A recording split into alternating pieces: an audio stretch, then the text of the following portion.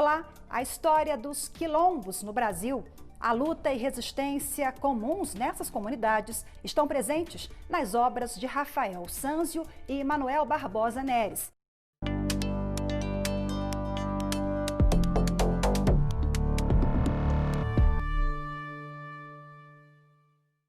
Rafael Sanzio é professor da Universidade de Brasília, autor de várias publicações relacionadas aos quilombolas e à história dos africanos escravizados no Brasil. O conceito de quilombo, desde o início, já é um conceito que ali se concentrava o Brasil excluído. O Brasil que não tinha espaço, que não tinha vez. Originalmente, os quilombos foram regiões de grande concentração de escravos, escondidos nas matas e montanhas do Brasil colonial. O isolamento foi parte da estratégia que garantiu a sobrevivência naquela época. Hoje, eles também estão presentes em grandes centros. Um levantamento da Fundação Cultural Palmares aponta 3.524 grupos remanescentes de escravos no país. Entre eles, o Quilombo Mesquita, que fica a 70 quilômetros do centro de Brasília.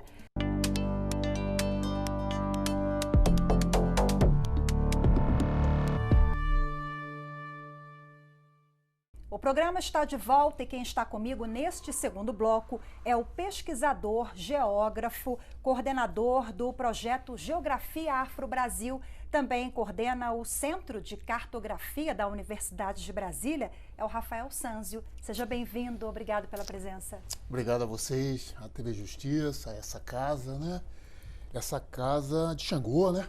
A casa justiceira, então, eu que agradeço poder estar aqui. Eu queria começar perguntando para você qual o lugar do negro quilombola no território brasileiro. Olha, Rafaela, eu acho que a gente tem que lembrar pelo menos um pouquinho, olhar um pouquinho para trás para o Brasil e ver que o início do Brasil, o Brasil oficial, ele começa com um tripé. A base europeia, que chega com sua inteligência para ocupar um território que já estava ocupado. Mas a sua perspectiva dominadora invisibiliza com o espírito dominador os donos da terra, que ainda continuamos há 5 séculos chamando de índios. Os índios da Ásia, os índios da América, os índios da África. Nós brasileiros continuamos ainda, 2020, chamando índios de índios, quando é uma expressão do século XV, XIV. E a base africana, no tripé, vários grupos étnicos, vários povos, várias matrizes tecnológicas vão alimentar esse novo território, que era para ir até onde está, na grande linha, onde está Pirinópolis, o Tratado de Tordesilhas. O Brasil era para ir só até ali. Mas o Brasil vai além. O Brasil vai até onde hoje está o quê? A fronteira do Mato Grosso, a fronteira colado com o Paraguai. O Brasil se expande. Quem ajuda nessa expansão? Esse tripé. Então, quando eu falo, ou a história oficial fala, a própria geografia fala, dos bandeirantes, quem são os bandeirantes? Quem estava com um bandeirante? Só aparece um bandeirante europeu. Mas ali estava a base africana e estava a base do povo da terra, que pela latitude conhecia os trópicos e é quem vai fazer com que esse território expanda. Aqui água dá para beber, aqui tem alimento, aqui tem ouro, aqui tem pedra preciosa. Então, muito desses povos, os africanos, vão constituir quilombos ao longo desse Brasil oficial e do Brasil que vai se expandir. Tanto que os territórios quilombolas contemporâneos estão em todo o território nacional. Não estão localizados em um único ponto. Então, o lugar dele, em primeiro lugar, é o reconhecimento de que eles fazem parte da formação territorial do Brasil. Se não houvesse os quilombos e os povos africanos, o Brasil jamais teria essa dimensão continental que temos. O lugar, então, merece uma oficialidade, mas, entretanto, é invisível há 5 séculos. Vamos olhar os compêndios escolares. Vamos olhar os compêndios da história oficial. Qual o lugar da população, dos sítios, do ser quilombola, que não é só um homem. Tem mulheres, tem crianças. Então, isso é uma pendência ainda na nossa historicidade, no Brasil oficial.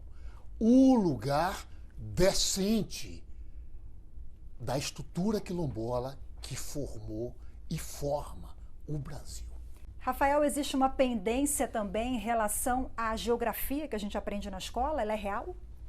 Sem dúvida nenhuma, a gente vai primeiro pegar que todo cidadão, todo ser humano é geográfico. Primeiro, a gente é dinâmico, circula, se movimenta. Isso ativa algo que a gente chama o mapa mental. Ele está na casa que habitamos, então temos um endereço, uma coordenada geográfica, começa por aí. A geografia que é ensinada na escola começa com a base escolar, o ensino fundamental.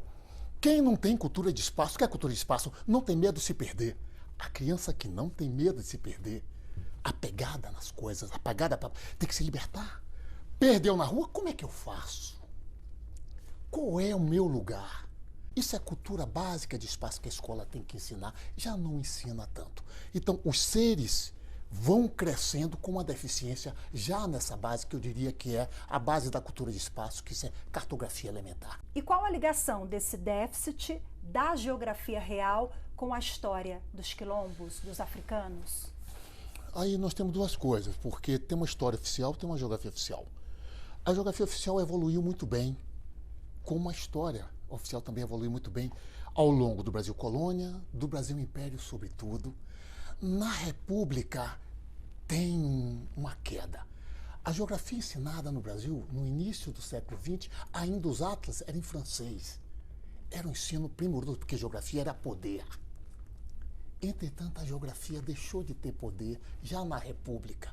É precário. A geografia que é ensinada é cheia de estereótipos, de imagens preconceituosas, e não tem lugar para o Brasil africano. Não é só dos quilombos, é mais além. A estudante negra não se vê no livro didático como alguém inserido na sociedade. Então, o Brasil africano não aparece realmente nos compêndios escolares brasileiros. Isso é outra pendência estrutural, porque quem perde? Todos nós. Não é só a população negra que está perdendo, por não ser informada devidamente. O Brasil consolida com isso um país preconceituoso. Rafael, os quilombos datam do século XV e XVI. Eles fazem parte do passado, conseguem visibilidade ainda em 2020, manter os costumes, tradições, ou a gente precisa avançar muito nessa questão? Vamos pegar o final da sua fala, nós precisamos avançar muito. Ou seja, o Brasil tem trabalho a fazer. Vários segmentos do Brasil, não falo de um apenas. Eu acho que sua questão me traz pelo menos 3 pontos. O primeiro ponto é que o primeiro grande quilombo, o quilombo é uma contradição dentro do sistema inicial, mercantilista, capitalista do Brasil. É o sistema que diz que não era para ocorrer aquilo. O quilombo de Palmares, na Serra da Barriga, na metrópole Recife, que disputava com Salvador de Bahia a geopolítica do poder espacial, de dominação e de controle no Nordeste brasileiro, as pesquisas arqueológicas mostram algo muito interessante. Muitos guerreiros africanos, muitas ossadas de mulheres indígenas, e a forma como os homens e todos eram enterrados da maneira indígena, grandes potes. E registros de brancos excluídos do sistema também lá. Então, no quilombo de Palmares, nós temos o tripé do Brasil real. Lá estava a matriz africana, a matriz indígena e a matriz europeia. Então, o conceito de quilombo, desde o início, já é um conceito que merece ter, que ali se concentrava o Brasil excluído. O Brasil que não tinha espaço, que não tinha vez, que não conseguia se relacionar com o sistema dominante da colônia. Isso é bom para a gente ver a relevância dos quilombos do passado e dos quilombos do presente, porque eu vou na comunidade quilombola, como Mesquita, que estava aqui há pouco tempo. Eu vou encontrar brancos, vou encontrar pessoas com expressões indígenas e vou encontrar expressões negras. O quilombo do passado está presente no quilombo do presente. Então, este elo é algo que nos deveria engrandecer. Entretanto, o sistema usa isso como algo para descaracterizar um quilombo. Mas aqui tem muito branco. As casas não são mais iguais. O quilombo tinha que ficar congelado no século XVI. Todo mundo maltrapilho.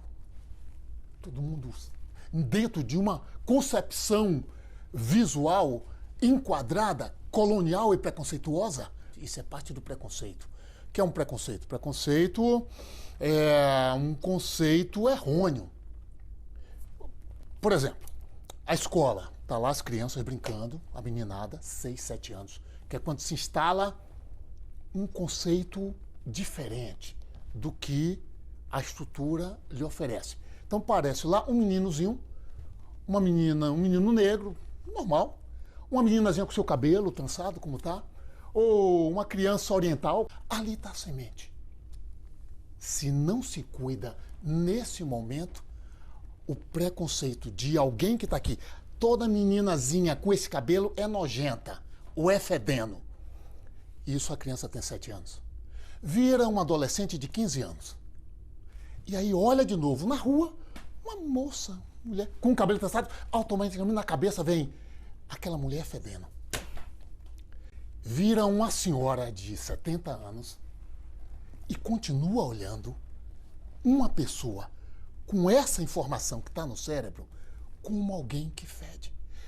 Esse é o dano do preconceito. É o dano de uma vida. É algo que limita a todos, porque todos são danificados. E aí, os quilombos, se conseguem sobreviver, mesmo excluído em 5 séculos, pela sua capacidade, seus conhecimentos tecnológicos, culturais, de identidade que o sustentam. Por exemplo, esse livro aqui, Territorialidade Quilombola, nós temos, é um exemplo de vários outros pulverizados por todo o país. Me mostra aqui o mapa do território quilombola de Dona Lió. Quem é Dona Lió? A matriarca, a dona do seu terreiro. Terreiro quilombola de Dona Lió. Aqui está a casa Dona Lió, com seu quarto do santo. Aqui está o quê? Sua cozinha, onde ela faz seus alimentos. Aqui o galpão da farinha, onde toda a família, filho, netos, bisnetos, se reúnem para ajudar. Aqui está o quê? O lugar onde é guardado a farinha excedente para trocar por o que ela não produz. Aqui onde ela cozinha e assa os bolos dela, os biscoitos. Aqui o lugar das galinhas, o lugar da carne seca. O território Dona Lió tem 300 anos.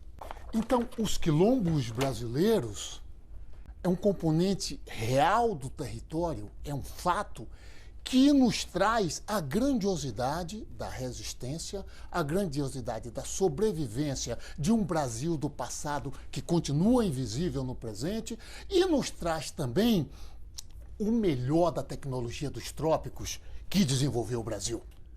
O que é a farinha? O que é o açúcar? O que é o charuto que concorreu com Cuba? Lá tem algo que só é encontrado lá, no popular.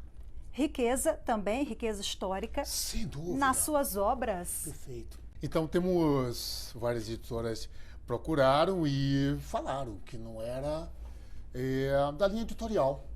E peguei os compêndios, né? Peguei as pesquisas que eu queria que tornasse isso mais público, tivesse um outro alcance, que não na universidade, fechada, hermética, não só um relatório de pesquisa. E algumas editoras toparam entrar com uma parte. Entrou com 30%, eu entrei com um outro percentual, outros se cotizaram. E todas essas publicações iniciais do Projeto Geoafro se esgotaram. Então essas obras aqui são obras mais recentes, com parcerias consistentes que fazemos. Sempre que fazemos uma parceria, preconizamos a publicação. Uma parte disso é doado para a comunidade. Várias comunidades quilombolas do Brasil têm isso aí. Quase todos os departamentos de geografia de universidades públicas do Brasil têm um exemplar dessas publicações. Para quê?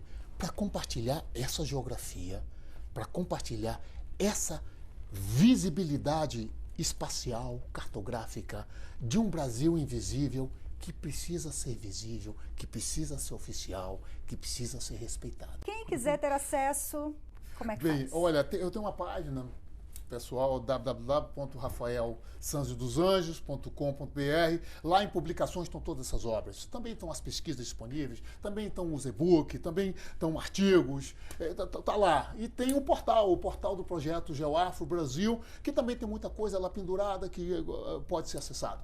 E a editora da Universidade de Brasília, a Livraria Cultura, também tem essas obras disponibilizadas para quem tiver interesse. As obras também estão disponibilizadas aqui na Biblioteca do Supremo Tribunal Federal, né? É bom saber, deixar nessa casa, como eu disse, essa Casa da Justiça, as obras do Projeto GeoAfro, porque também é um retorno ao Brasil, do qual eu faço parte, Brasil acadêmico, né? Eu sou da academia, e é importante chegar no setor decisório. Aqui é setor decisório. Então, deixar essas obras para mim é mais que um prazer, eu diria até que é uma obrigação, para que o Brasil africano esteja mais inserido, seja mais respeitado. A informação existe. Ela só precisa chegar cada vez mais a todos os cidadãos brasileiros. Todos precisam estudar isso. Muito obrigado pela oportunidade. Rafael, eu que agradeço a sua disponibilidade, parabéns pelo seu trabalho, muitíssimo obrigada pela sua participação. E eu agradeço a você também que acompanhou mais esta edição do programa Iluminuras. Para rever, é só acessar youtube.com/TV Justiça Oficial. Tchau, tchau.